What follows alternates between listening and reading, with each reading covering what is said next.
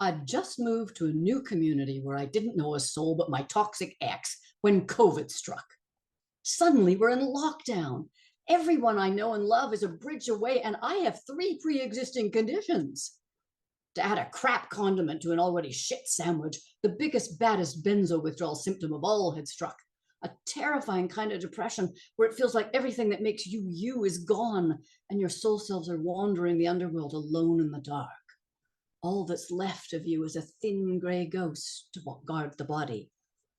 You experience no pleasure, no joy. You see beauty, but feel nothing. No, you love and were loved, but your heart too has been ripped away along with your soul. Emotionless, but from misery, you stumble through life dead as a zombie. Now, I'd never even had clinical depression in my life until this hit with the force and weight of a Mack truck. All I had was insomnia until a lazy ass shrink pushed benzos on me. Those nice, safe sleeping pills, as addictive as heroin and 10 times harder to quit. They disabled me for 20 years until I tapered off them and recovered most of my health. But I had no idea withdrawal symptoms can last for years, and DPDR is in the top 5 most typical. I'd had that once before and was prescribed meds by ignorant doctors unaware that benzos cause the problem, and more meds only worsen the brain damage. This time, I had to find my own way out of hell. Nothing I did worked, and I have considerable coping skills. Then one day I suddenly had an impulse to learn a new dance. Though I felt no joy in dancing, something impelled me to continue. Just 1 minute a day, I urged anyone who can do that.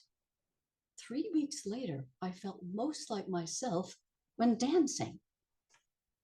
Then one night, the power went out. I dressed in the cold and darkness, grabbing whatever felt warm. When the sun came up, I discovered to my astonishment I looked just like Buffy the Vampire Slayer from the movie. Now, I dreamt this twice before. What on earth was my subconscious trying to tell me? I'd been called Buffy the Bully Buster before because I learned to battle bullies as a child, but was baffled by the vampire reference. The power outage terrified me as I was addicted to doom scrolling. With a dead desktop, I called friends I hadn't contacted in months on my landline.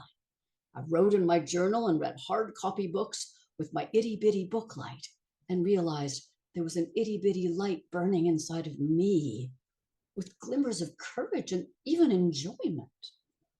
Somehow that combination, dancing and a power outage, was jump-starting my brain.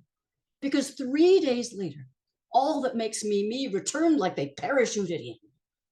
Ironically, Christ and I were both reborn on Easter weekend. It was weirdly unsurprising, as a street angel recently insisted that I am the new Jewish Messiah. My life is rarely tragedy, it's farce.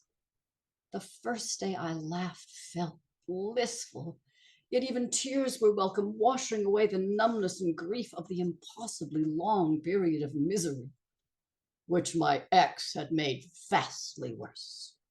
During COVID, he repressed his fear and became passive-aggressive and controlling.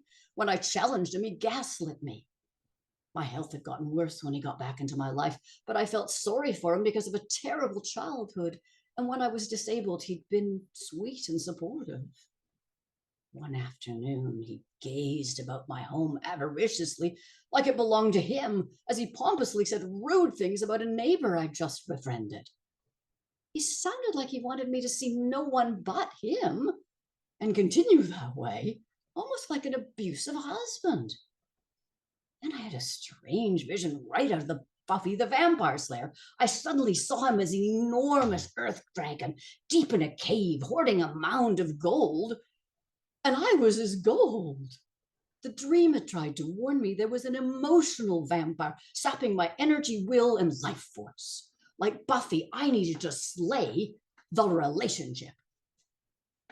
COVID or no COVID, I told the only person in my bubble to leave and never come back, then blocked him on all media, phone, and email. 3 days later, I felt a huge surge of energy.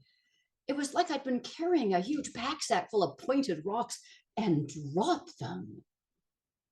But could I make it through the rest of COVID entirely alone? With the help of my dreams and this modern archetype of the warrior woman, I battled the benzo beast, slayed some zombies. I was enough. New comedy characters came out to play. Performance deprived, I did community co-created comedy safely in parks from 6 feet away outdoors. Though I visited hell so often, I have a frequent flyer discount. I celebrate 3 years this month since I danced my way out of benzo hell. Dancing with my demons did it. The dancing diva is back.